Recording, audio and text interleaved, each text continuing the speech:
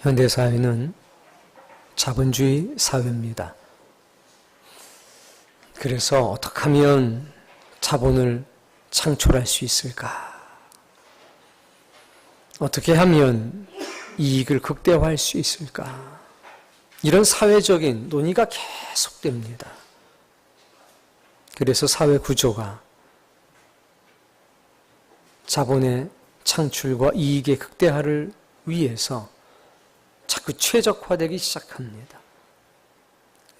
학교 교육도, 생활도, 인간관계도 모든 것이 자본주의 사상에 기초해 있습니다.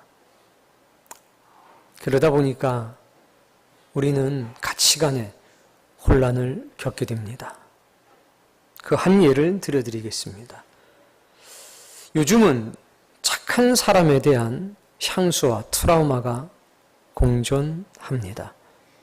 자본주의 사회가 불러온 아이러니입니다. 누군가가 나한테 와서 어우, 참 착하신 분이네요 하면 이 사람이 사람 볼 줄 아네, 이런 마음이 듭니까? 이거 나한테 사기를 치려고 그러나? 이 마음이 먼저 듭니까? 누군가 나한테 와서 착한 사람이라고 하고 좋은 사람이라고 그러면 왠지 좀 불안해집니다. 엄마, 나 남자친구 있어요. 그래, 어떤 사람이냐? 착해요. 뭐? 야야야야, 말도 말어. 요즘 세상은 착해서는 살아갈 수가 없는 세상이야. 정신 똑바로 차려 이거사. 뭐 이런 이야기가 그리 낯설게 여겨지지 않는 세상입니다. 착하다, 왠지 무능력할 것 같고, 착하다, 좋은 사람이다 하면 자기 할 말도 못하고 자기 주장도 못하고 왠지 손해볼 것 같은 그런 느낌 아닙니까? 그럼에도 불구하고 부모가 자녀들을 향해서 가장 많이 쓰는 말이 아이러니하게 또 착하다는 겁니다. 하긴 뭐 공부를 못하니까 또 그럴 수도 있어요. 뭔가 특별한 재주가 있으면 얘가 얼마나 공부 잘하는데요? 이럴 텐데 그저 뭐 특별하게 잘나 보이는 구석도 없고 하면 그냥 무난하다는 의미로 우리 아이가 얼마나 착한지 몰라요. 불과 20, 30년만 해도 착하다는 것이 자랑이었습니다. 그리고 조금 더 세월이 지나가서 저희 아버님, 어머님 시대가 처녀 총각 시절에는 착한 사람이 최고의 신랑감이었고 신부감이었습니다. 착해요. 법 없이도 살 사람이에요 하면 그래요? 얼굴 한번 봅시다. 요즘에는 여러분, 우리 아이 착해요. 여전히 우리는 착함에 대한 향수도 여전히 있습니다. 근데 거기서 우리 한 가지 좀 짚어보고 넘어갈까 싶습니다. 우리 아이가 착해요. 뭐가 착하다는 겁니까? 우리 아이 얼굴이 착해요? 우리 아이 기운이 착해요? 우리 아이 정신이 착해요? 우리 아이 집중력이 착해요? 뭐가 착하다는 겁니까? 지금 마음이 착하다는 거죠. 그러면 마음은 뭡니까? 마음을 보신 적이 있나요? 마음을 혹시 만져보신 적이 있습니까? 마음 착한 건 어떻게 하는 겁니까? 마음을 만져본 적도 없는데. 마음은 사람이 본래부터 지닌 성격이나 품성을 가리켜서 마음이라고 합니다.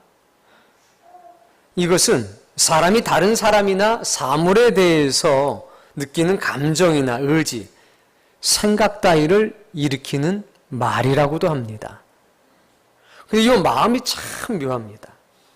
그러니까 너는 타고난 성격이나 품성이 착하다, 이거 아닙니까? 다른 사람이나 사물을 대하는 감정이나 의지, 생각 따위가 착하다는 것 아닙니까? 그럼 착한 게 뭔지 사전을 찾아봤더니 언행이나 마음씨가 곱고 바르며 상냥하다. 이렇게 나와 있습니다. 우리가 생각하는 착함하고도 약간 거리가 있습니다. 우리 아이가 얼마나 착한지 몰라요. 그런데 그 아이가 말하는 거 보면 투두두두두 됩니다. 앞자! 근데 착하다는 겁니다. 부모 눈에는 착해 보이는가 보죠. 전부 다 아이고 새싹이 노랗구만 하는데 부모 눈에는 그래도 여전히 착한 거예요. 그래서 고슴도치도 제 자식 보고 그러잖아요. 아이고 얘는 살이 보드라와요. 착한 마음 참 좋습니다. 근데 우리는 이것이 어디로부터 왔는가를 먼저 생각해 봐야 합니다. 사람이라고 하는 것은 본디 육체에 하나님께서 영을 집어넣어 주셨을 때의 사람입니다. 하나님께서 사람의 육체 안에 있는 영을 거두어 가시면 더 이상 사람일 수가 없어서 시체가 되는 것입니다. 죽은 사람 말입니다. 몸에 영을 넣어주시면 산 사람이 되는데 그때 세 가지가 주어집니다. 영과 육체가 하나가 됐을 때 첫 번째는 육체가 생명력 있게 움직이게 됩니다. 두 번째, 마음이라고 하는 것이 생깁니다. 산 사람은, 살아있는 사람은 움직이기만 하는 게 아니라 뭘 가지고 있느냐? 마음을 가지고 있습니다. 하나가 더 있습니다. 정신. 마음과 정신을 구별할 수 있으십니까? 네. 물어볼까봐. 그래서 사람은 움직이는 육체가 있고 마음이 있고 정신이 있습니다. 정신이라고 하는 것은 육체의 혹은 물질에 대립되는 영혼이나 마음을 가리켜서 정신이라고 합니다. 이것은 사물을 판단하거나 생각하고 느끼는 능력을 정신이라고 합니다. 그래서 마음과 정신은 다릅니다. 산 사람에게는 움직이는 육체, 그리고 하늘의 것을 담을 수 있는 마음, 생각을 담을 수 있는 마음, 그리고 무언가를 판단하고 느낄 수 있는 정신이 있습니다. 자, 근데 우리는요, 저 사람 착해. 저 사람 안 착해. 이런 얘기는 많이 써도, 저 사람 정신이 좋아. 정신이 착해. 이런 얘기는 잘 쓰지 않습니다. 근데 가만히 보십시오. 마음이 착한 사람이 있고 정신이 강한 사람이 있습니다. 누가 누구를 지배합니까? 마음이 착한 사람이 정신이 강한 사람을 지배합니까? 아니면 정신이 강한 사람이 마음이 착한 사람을 지배합니까? 그러면 여러분 생각엔 착한 마음과 강한 정신 중에 무엇이 더 소중하다고 생각하십니까?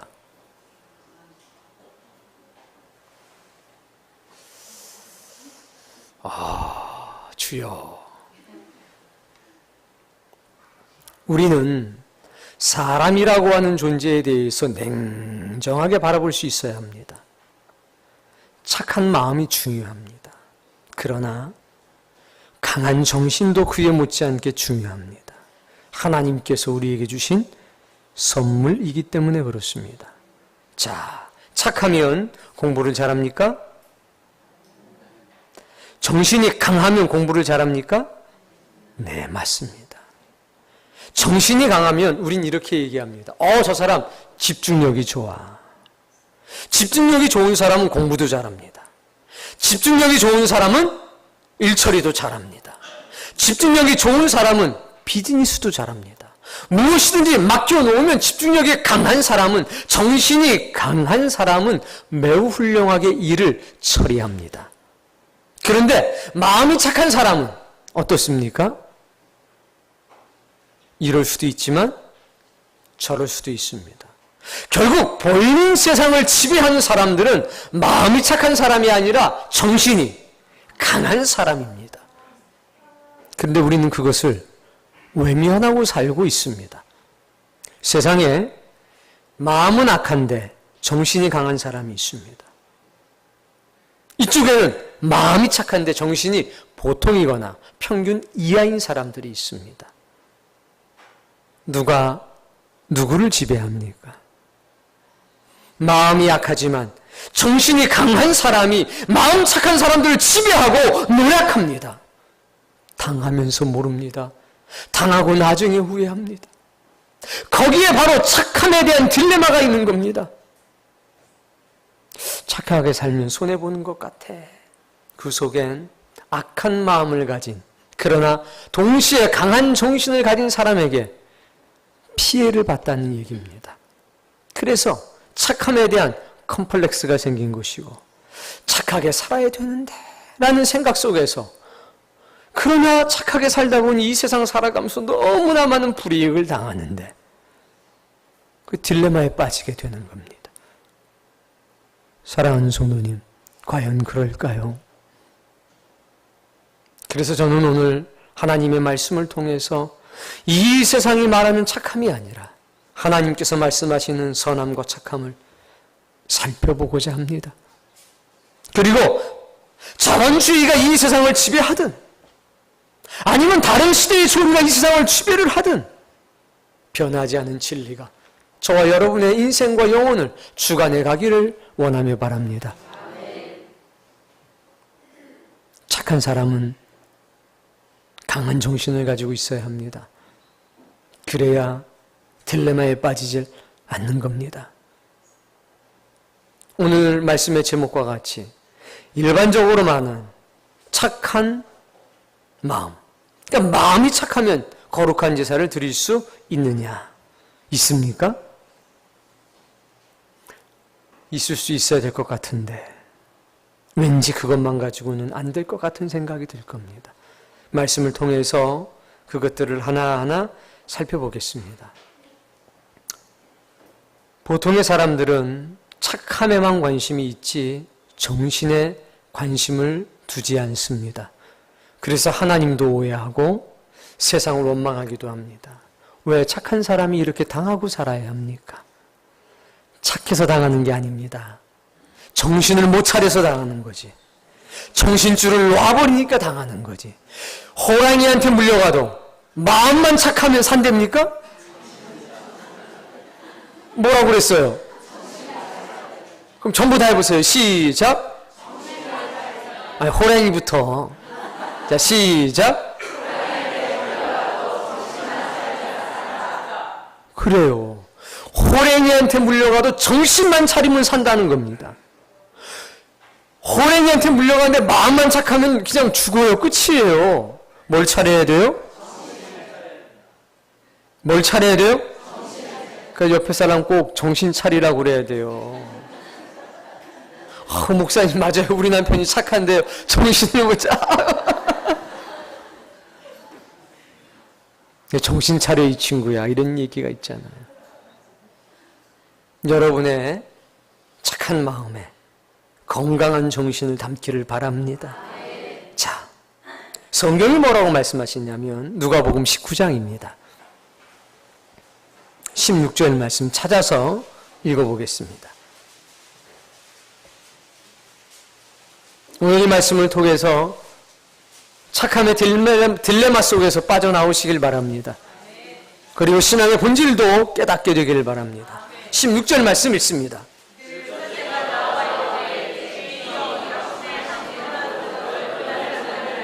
이게 문화의 비유인데 어떻게 된 사건이냐면 부자인 주인이 있었습니다. 무슨 일이 생겨서 장기간 집을 비우게 됐습니다. 종 3명을 불러서 한 문화씩 줍니다. 쉽게 말해서 1억씩 줬다 이겁니다. 탁, 탁, 탁. 돌아올 때 보자 하고 돌아왔더니 그 첫 번째 사람이 나와서 말하는 겁니다. 제게 1억을 주셨는데 제가 열심히 장사를 해서 11억을 만들었습니다. 1억은 본전이고 10억은 남긴 겁니다. 이야. 그랬더니 17절 주인이 말합니다. 잘했다. 굿잡 그랬다는 거예요. 잘했다. 남겼으니까 잘했다. 그 다음에는 훌륭하다 이렇게 말해야 되는데 그렇게 말하질 않았어요. 뭐라고 말했냐면 착한 종이요 그랬습니다. 신약 성경에 착한, 선한, 좋은 이런 말이 나오면 똑같은 어원에서 나온 말입니다. 그래서 어디에서는 착함으로 번역하고 어디에서는 선한, 어디에서는 좋은 이렇게 번역했습니다. 좋은 사람 이꼬르 착한 사람 이꼬르 선한 사람 다 똑같은 말입니다. 그 착함의 뜻이 뭐냐? 선함의 뜻이 뭐냐면 하나님의 나라를 상속하기에 적합한 상태라는 뜻이 있습니다. 그러니까 착한 사람이 뭐냐? 하나님 나라를 상속하기에 적합한 사람. 착한 마음. 하나님의 나라를 유업으로 받기에 적합한 마음. 이런 뜻인 거죠. 착한 종이요. 훌륭한 종이요 하지 않고 뭐라고 그랬습니까? 착한 종이요. 내가 지극히 작은 것에 충성하였으니 10고울 권세를 차지하라. 그리고 말합니다. 착한 종아, 너는 충성된 종이다. 과연 하나님 나라를 유업으로 받기에 상속하기에 적합한이라고 하는 의미를 가지고 있는 착함이 실제적으로 어떤 의미를 가지고 있는가? 다음 말씀으로 분명해집니다. 누가복음 8장 말씀인데 제가 읽을 테니 따라 읽어봅시다.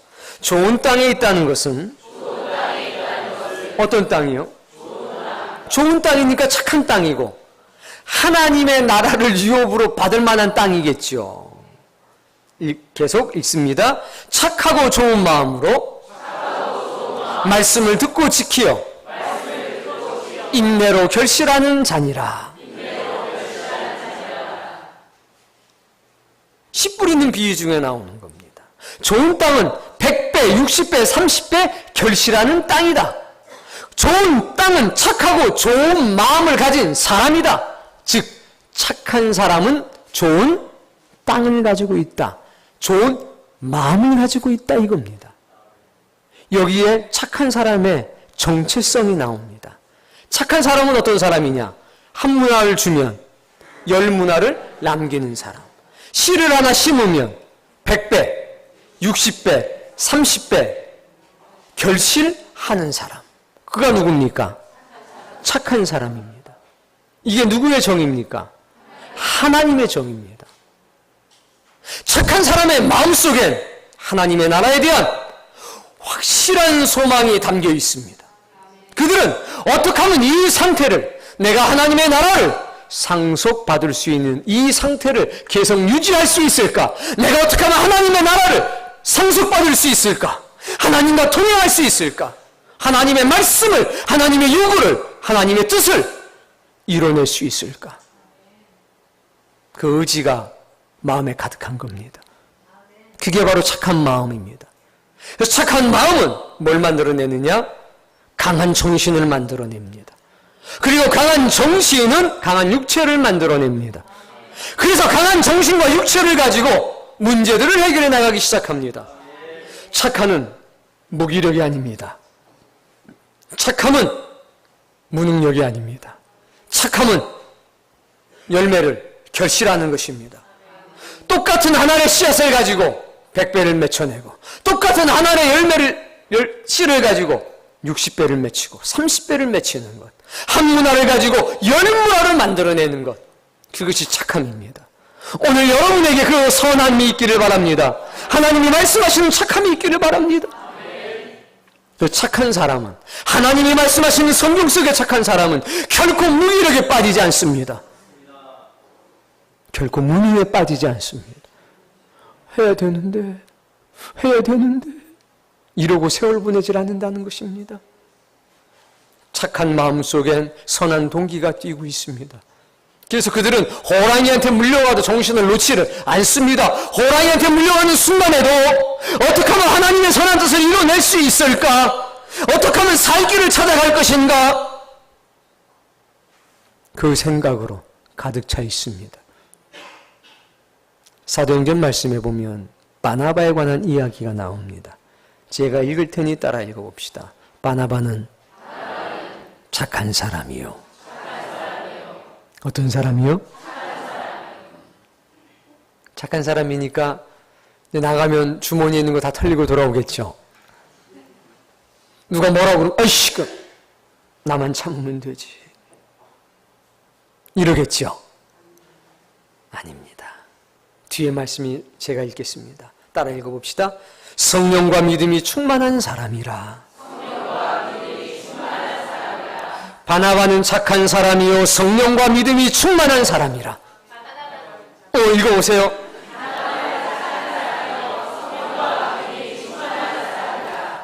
성경은 착한 사람 바나바를 가리켜 뭐라고 그랬는가? 성령과 믿음이 충만한 사람. 모든 믿음의 사람들은 성령이 충만한 사람이요 동시에 하나님 보실 때에 착한 사람입니다. 뒤에 말씀엔 이렇게 기록되어 있습니다. 이에 큰 무리가 주께 더하여 지더라. 착한 사람을 통해서 하나님은 수많은 사람들을 돌아오게 하신다는 것입니다. 예수님 말씀하셨습니다. 산 위에 동네가 결코 숨겨지지 못할 것이다. 왜 그렇습니까? 그들에겐 빛이 있다. 그 빛이 너희의 세상에 빛이 있냐는 그 빛이 어두운 밤이면 불을 밝힐 것이니 사람이 그 빛을 보고 돌아오게 될 것이다. 그때 착함은 단순히 잘 참는 것이 아닙니다. 좋은 말씨, 온순한 품행을 말하는 것이 아닙니다. 그 착함은 열매 맺는 삶입니다. 하나님을 믿는 것이 열매를 맺히는 것이구나. 믿음의 사람들은 열매를 맺히고 살아가는구나. 착하다는 것은 피해를 보는 것이 아니구나. 생각해 보십시오. 왼뺨을 맞으면 오른뺨을 맞으면 왼뺨을 내놓으라고 그랬습니다. 그거 보시오, 목사님. 한쪽 뺨 맞아도 억울한데 양쪽 뺨을 다 내놓으라고 그러잖아요. 그거 손해 아닙니까? 거기까지만 보면 손해입니다. 성경에 기록이 안 된 게 있습니다. 1년 뒤 혹은 10년 뒤 뺨 때린 놈이 엎드려져 있다 이겁니다. 거기까지를 봐야 되는 것입니다. 뺨 맞는 것을 본 사람들이 하나님께로 돌아오는 역사가 있다 이겁니다. 분명히 성경은 말씀했습니다. 맞아라. 그러나 맞고 끝나는 것 아닙니다. 맞은 다음에 승리의 역사가 있습니다. 부활의 역사가 있습니다. 하늘로 올라가는 역사가 있었습니다. 그래서 맞을 수 있는 겁니다. 여기 맞고 배 맞고 팔 맞고 등 맞고 맞는 것의 연속이 아니라는 것입니다. 사랑하는 성도님, 착한 사람 되셔야 합니다. 강한 정신력을 가진 사람이 되셔야 합니다.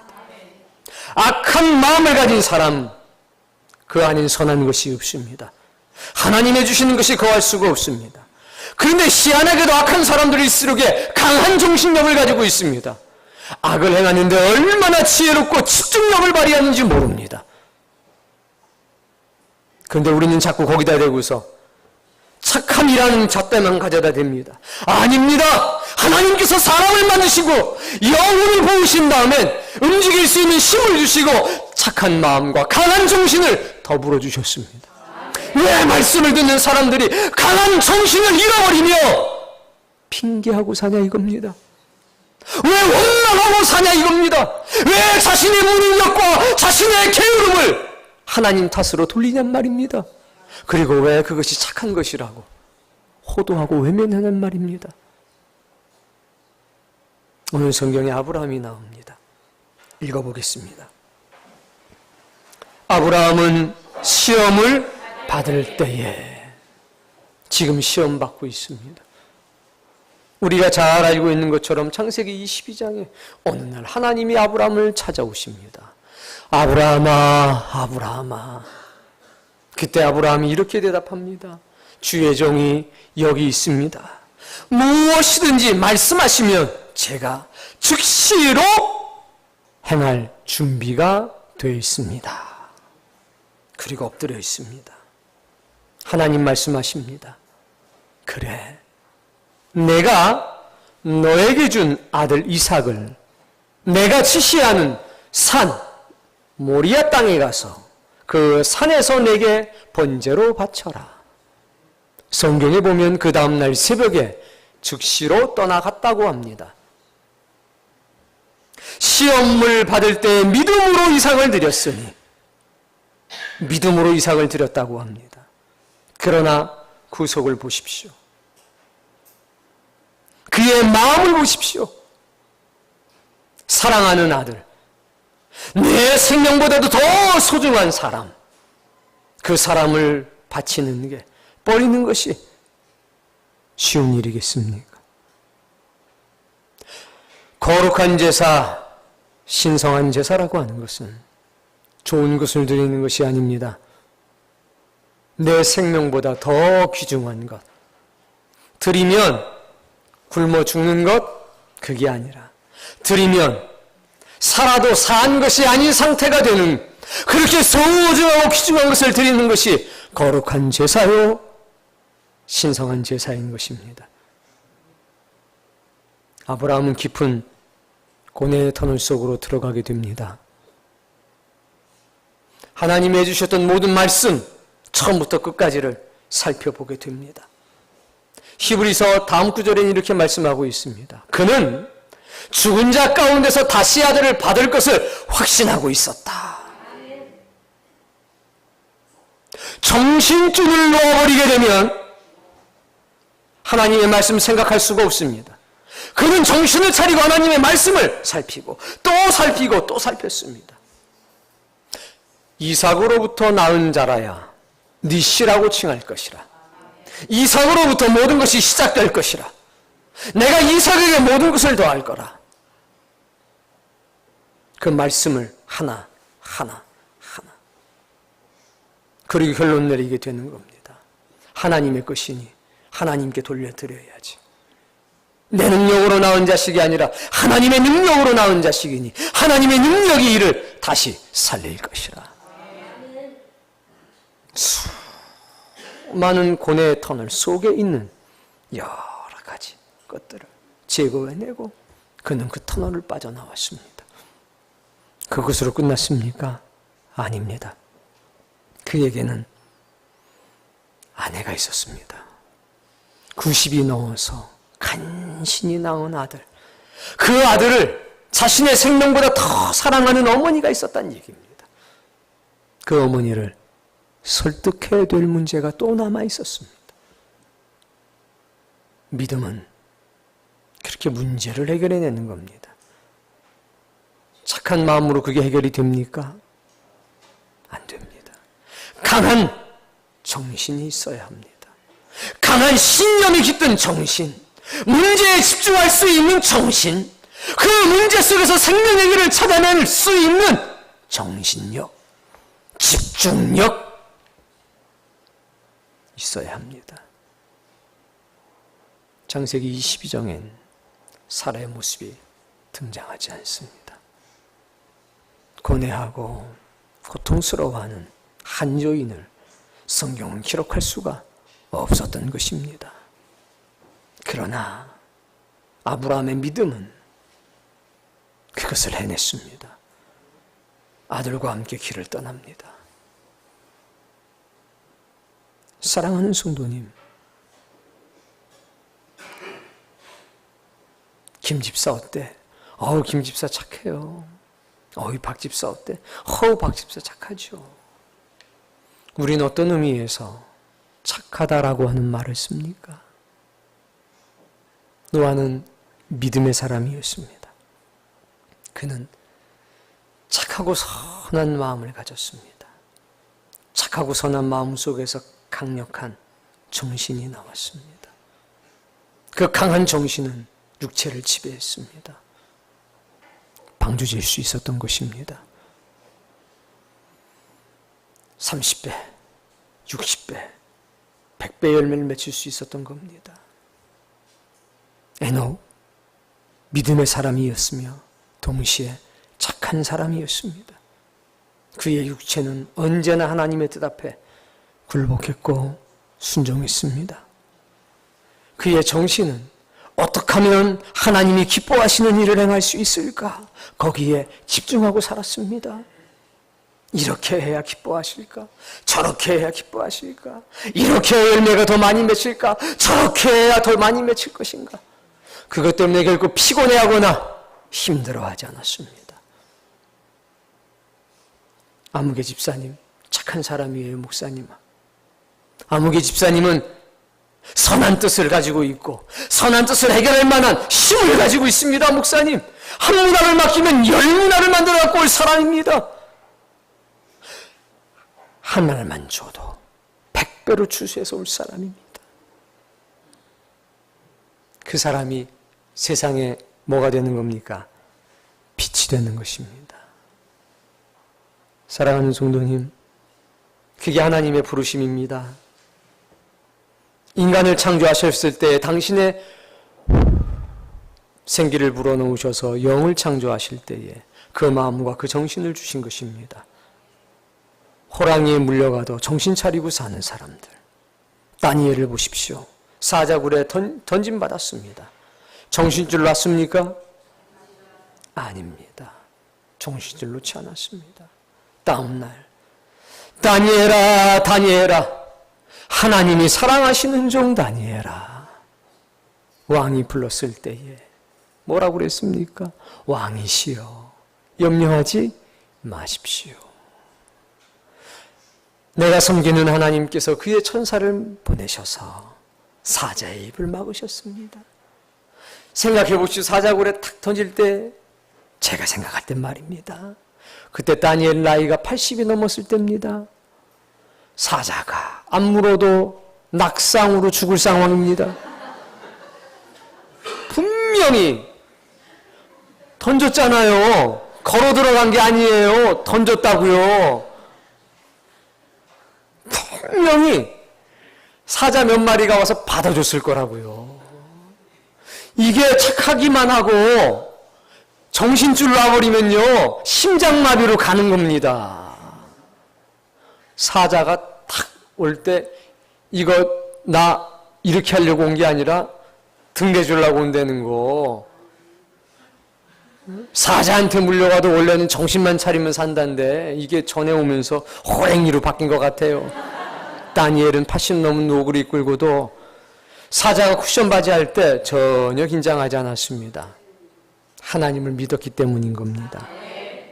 착한 마음은 강한 정신을 가지고 있고 강건한 육체를 가지고 있습니다. 그때 그것이 뭐가 되느냐? 믿음이라는 겁니다. 믿음을 이 세상 속에서 쪼개보니 착한 마음, 강한 정신과 강한 육체, 이것을 가리켜 뭐라고 그래요? 믿음. 어떤 믿음? 온전한 믿음. 그 온전한 믿음이 있었기 때문에 이사 드릴 수 있었던 겁니다. 제사 지내러 갔을 때 아이를 묶어놓고 칼을 꺼내지 않습니까? 칼로 목을 따려고 하는 순간에 주의 천사가 나와서 그 손을 탁 붙잡으면서 말합니다. 붙잡았다는 얘기는 뭡니까? 이거 안 말리면 그냥 찌를 거란 얘기죠. 찌르는 척한 게 아닙니다. 천사가 붙잡았습니다. 멈추어라. 네가 하나님 사랑하시는 줄을 이제야 비로소 알겠느니라. 그리고 여호와 일의 역사가 나타났던 것 아닙니까? 사랑하는 성도님, 진리의 말씀은 우리 안에 들어와 믿음이 될 것입니다. 그리고 그 믿음은 우리 안에 거룩한 영을 창조할 뿐만 아니라 착한 마음을 만들어낼 겁니다. 강인한 정신력을 만들어낼 것입니다. 강력한 집중력을 만들어낼 것입니다. 그리고 강인한 육체를 만들어낼 것입니다. 세상 살다 보니 억울한 일 많이 당하셨을 겁니다. 정신줄 놓지 말아야 합니다. 나는 착한데, 나는 착한데. 안 됩니다. 악한 자보다 더 강한 정신을 가져야 합니다. 진리의 말씀으로 무장해야 됩니다. 하나님이 기뻐하시는 일이 무엇인가? 그래서 우리는 성경의 말씀을 빌리자면 이마가 화강암이래잖아요. 가슴은 다이아몬드래잖아요. 금강석. 근데 우리가 어디 가서 기스가 나면 됩니까? 안 됩니까? 저 상처받았어요. 이런 얘기는 오늘 이 시간 이후로 여러분의 인생에서 지워버리세요. 목사님, 우리 애가요, 이성 친구한테 바람을 맞고 저렇게 깊은 신음에, 이름을 다 지워버릴까 보다. 그냥 가서 바람을 맞히고 와지 왜 바람을 맞고 와. 네가 우리가 성령의 특징이 뭐예요? 바람 부는 것처럼 우리가 바람인데 성령의 불바람. 가서 바람 맞히고 오십시오. 거기서 차고 돌아오십시오. 우리는 상처받을래야 받을 수 없는 사람입니다. 그래야 위로할 수 있습니다. 과거에는 상처받았습니다. 이제 그 상처가 영광이 되었습니다. 그래서 우리는 그 상처 때문에 고통당하는 사람이 아니라 그 상처 때문에 더 많은 사람을 위로할 수 있는 자가 되었다는 것입니다. 그게 착한 사람의 정체인 것입니다. 마음이 착하면 거룩한 제사를 드릴 수 있나요? 있습니다. 진리의 안에 있는 착한 사람은 능히 드릴 수가 있습니다. 왜? 건강한 육체와 건강한 마음과 건강한 정신을 가지고 있기 때문에 그렇습니다. 세상 사람들이 말하는 착함은 우리와 거리가 멉니다. 우리는 그 이상입니다. 슈퍼, 그리고 슈퍼림입니다. 누구도 우리를 막을 수가 없다는 얘기입니다. 무기력에서 벗어나십시오. 무능력에서 벗어나십시오. 어떤 상황 속에서라도 헤쳐나갈 길이 보입니까? 안 보입니까? 하늘이 무너져도 그 속담은 하나님이 만드셨습니다. 하늘이 무너져도 솟아날 구멍이 있습니다. 악인 1000명이 덤벼도 의인 하나를 당할 수가 있습니까? 없습니까? 없습니다. 왜? 우리는 죽어도 다시 살 사람들입니다. 7번 넘어지면 8번 일어나고 99번 넘어지면 100번 일어날 사람입니다. 하나님이 여러분 그렇게 만드셨습니다. 여러분의 영혼에 하나님의 특별한 생기를 부어 넣어주셨고 진리의 말씀으로 날마다 그것을 강화하고 있습니다. 하나님이 주신 은혜는 어떠한 삶도 여러분 앞에서 평지가 되게 할 것입니다. 그러니 우리가 아니면 누가 이 사명을 감당할 수 있겠습니까? 절망 속에서 일어나시고 무기력 속에서 일어나서 하나님의 사람으로 우뚝 서시길 바랍니다. 야, 착한 게 다냐? 우린 말합니다. 착한 게 다야. 그 착함 속엔 한 문안을 10배로 만드는 능력이 있고 그 착함 속엔 100배로 보여드리는 능력이 있고 그 착함 속엔 믿음이 충만하고 성령이 충만하기 때문에 그 착함 속엔 생명의 빛을 비칠 수 있는 하나님의 능력이 함께하기 때문에 마음이 착하면 거룩한 제사 드릴 수 있어. 세상이 말하는 무기력한 착함과는 다른 거야. 우리의 착함은 신성한 능력이 깃들어 있어. 하늘과 땅에 그런 위대한 증거를 얻고 살아가는 믿음의 사람이 되십시오. 다시 한번 말씀드립니다. 정신줄 놓지 마십시오. 큰일 납니다. 큰일 납니다. 우린 누가 뭐라고 그래도 가장 강한 정신을 가지고 있습니다. 어떤 일을 보든지 누구를 만나든지 어떤 사건을 만나든지 어떻게 해야 생명의 길을 찾을까? 어떻게 해야 하나님이 기뻐하신 열매를 맺을까? 생각하는 사람입니다. 그리고 열매를 맺히는 사람이니 주님 오셔서 오늘 이 놀라운 복을 우리에게 모두 주옵소서. 절망 속에서 일어나게 하옵소서. 무기력과 무능력 속에서 일어나게 하옵소서. 그리고 착한 마음을 주신 하나님께 감사하며 착한 사람으로 살아가고 열매 맺는 사람으로 살아가고 진정한 착함의 힘이 무엇인지를 하늘과 땅에 증거할 수 있는 믿음의 사람이 되게 하옵소서. 아멘.